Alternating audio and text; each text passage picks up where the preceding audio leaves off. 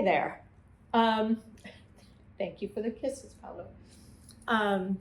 We thought we would pop on here. We were just out for a walk, and while I was thinking about it, I was thinking the other day I recorded a video for everyone on everything it takes to move a dog to France, and then kind of the experience of having a dog in France, vets, pet passports, the whole thing.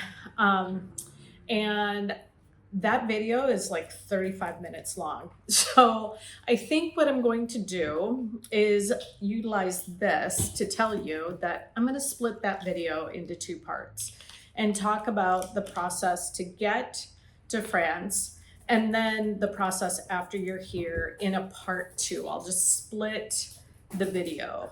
No fancy anything. Well, although, full disclaimer, my son Shane is doing my editing for me, and he is fabulous. He works in the film industry, so he's an expert at film in general. So I'm going to have him split the video and splice this into the front of it, so you'll have some context for everything in part 1. We'll cover the steps that you go through before you board the plane and actually land here in France. And then part 2 will be all of the things that you do once you're here. Everything from finding a vet to a dog groomer or a tutelage, and a boarding, what pet boarding looks like here, how accepted dogs are. All of the things will be in that part 2 of that video. So just wanted to jump on here and just let you know that. And now into the part 1 video. Thanks. Hi, I'm Renee. This is Paolo. And in August of 2024, I moved to France, and so did Paolo. Paolo moved with me. In this video, thank you, Paolo. Thank you. There's just going to be a ton of information about the process of moving with your pet to France, and I've just tried to include as much as I can on my experience of moving with Paolo to France, all the things that you might need to think about bringing your own pet on a move to France, as well as information about the things that happen after you arrive. And clearly Paolo thinks it's playtime in this video too. So there will be a little bit of that maybe. Disclaimer, first of all, I'm not a vet. I'm not a vet tech. I'm a fur baby mom. That is the bulk of my experience.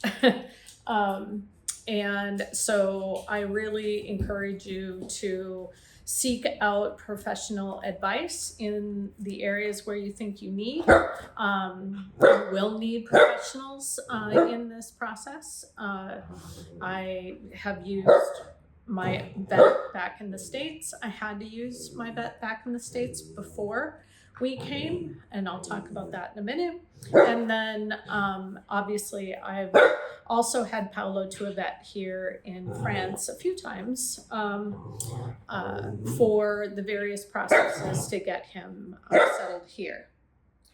Really? You have to do this now? Do you? Do you want to tell everybody how you feel about France? Because right now they're just going to see your swinging tail if you don't come over here. So he wants his chew toy, which is an interesting thing. This chew that he likes is actually freeze-dried cheese, which is something that you can find in pet stores here. He loves it. And thankfully, as someone who likes cheese but doesn't like stinky cheese, it doesn't really smell or anything, but he loves to gnaw on it. And I thought it would take him a long time or a very short time to go through it, but this has actually lasted quite a bit. So yeah, just a quick little side note about French pet treats. So please consult your vet along the way as you need with the specifics of your situation and the specifics of your pet. Paolo is a puppy. He's still a puppy. He was born in October of 2023. I got him in January of 2024. I made my decision to move to France in March of 2024. And then in August of 2024, we moved. So he was still very much a puppy, but he had gotten his first rabies vaccine. So that was active. And at the time that I took him to the vet, I knew that I was looking at moving, and I asked her about it, and was able to find out, and I did request that he get an ISO compliant chip put in for his microchip that would meet the requirements for Europe. So that's step number one. Make sure that your pet has an ISO compliant chip. And make sure that your vet is affiliated with the USDA, that they can process for you the health certificate that will be required before you leave the US. So just make sure that your vet can do that. That appointment for the health certificate has very specific timing. The USDA needs to certify it within 10 days of your exit from the United States. So my vet suggested I make the appointment about 12 days before our departure. So that worked out quite well. And then she also suggested that I get a prepaid FedEx envelope for her to send into the USDA with that certificate. For them to certify it. That way it could be returned to me in like an overnight envelope. And I am certainly glad that I did that. Our appointment for the health check was on a Monday, and my flight was 10 days later on a Saturday, and we literally received our certified health certificate on the Thursday right before the flight. So it ends up being a little bit of a nail biter. So the other thing that she really suggested that I'm so glad I did was at his health check, she gave me medication for him for the flight. And she gave me a couple of additional pills to do a trial run on the medication. She's like, it's just a good idea if you give him some on a random day when you're not in the midst of a flight yourself and making sure everything else is happening. So you have a chance to know how they're going to respond to the medication, how long they'll be asleep for, things like that. And I am really, really glad that I did that. So I felt very informed the day of. Now, one thing about booking your flights, call your carrier and for that phone call, have your carriers call your airline. And for that call, have your carrier's dimension. And when I say carrier, I mean the case that you're going to travel with the pet in. Now, Paolo could fly in the cabin with me. I did not want to put a pet in the hold of a plane. I know that they can do fine. I just did not want that. And I did not obviously want that for a puppy who was less than a year old at the time. So He's little enough that it was fine. But I will tell you that the carrier I chose for him was a soft-sided carrier, and it technically did not meet the requirements for the airline.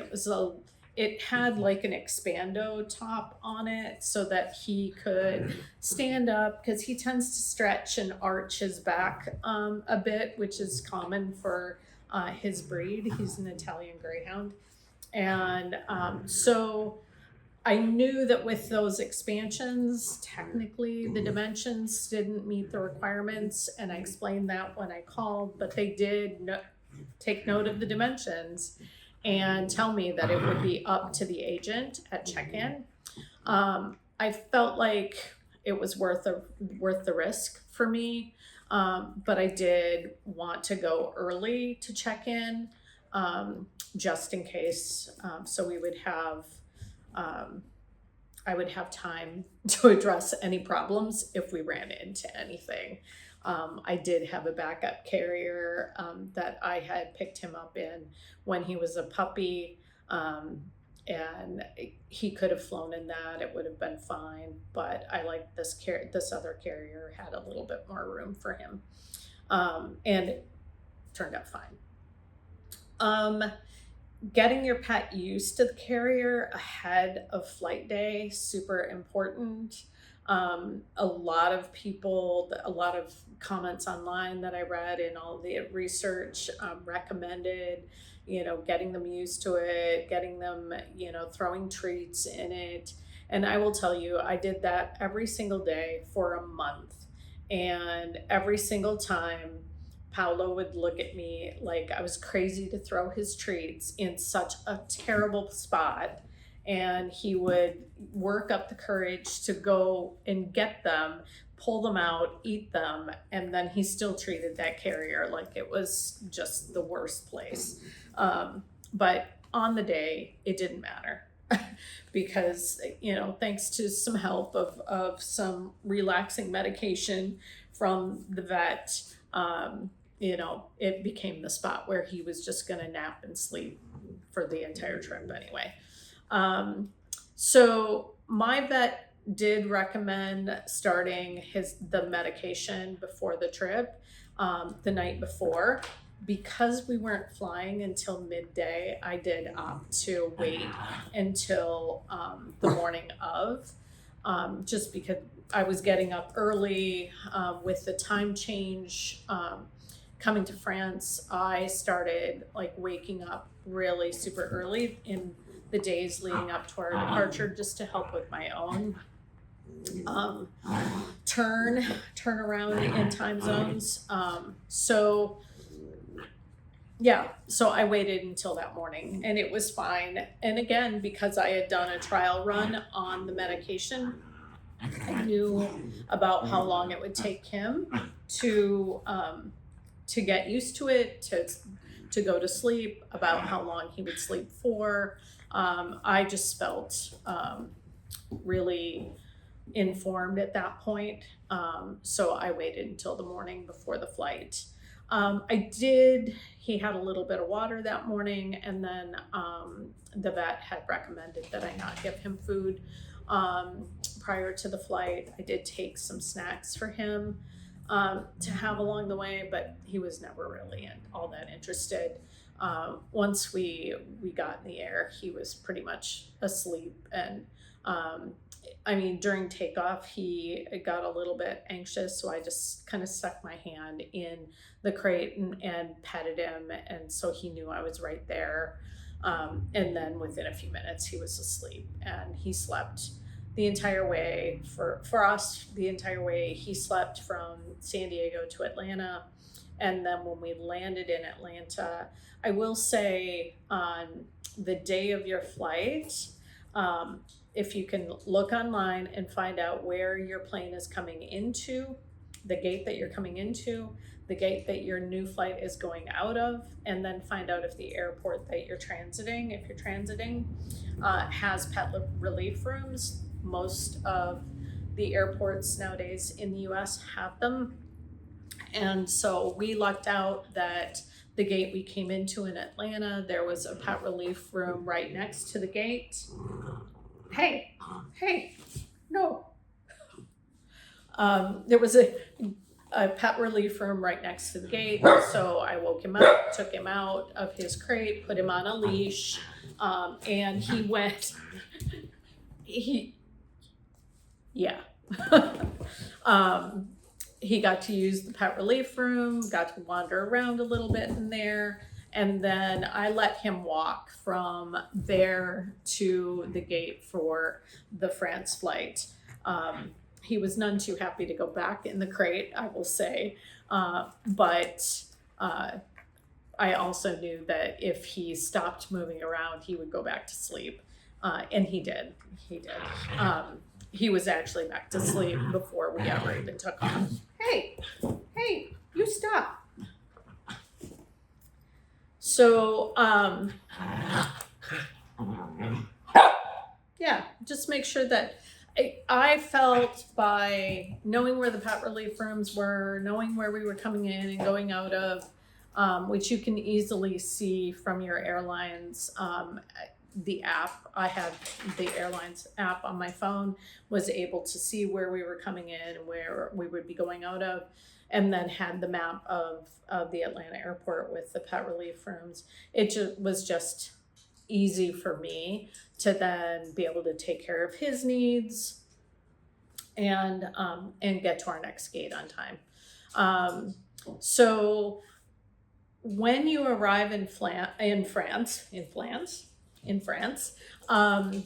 getting off the plane, the piece of information that you want to have at the ready is that health certificate, the certified health certificate that you got back from the USDA, your signed copy of the rabies vaccination record. And one of the things that I found that I have the signed record, the original from my vet, and then I've made multiple copies along the way and just kept those copies. So I always have the original, but then I have a copy for anyone who ever asks to see one. Most times they don't want to keep it, but I also know that I don't want to lose the original, particularly at this point in the process. So I had those two pieces of information when we approached border control, and that was all they asked for our arrival. After we arrived, thankfully, the day that we arrived, I was picking up a car that I had purchased, and then we had about an hour and a half, 2 hour drive. And he was still a little bit groggy from the medication, so he slept the entire ride, thankfully, to our final spot for our apartment. So that all worked out really well.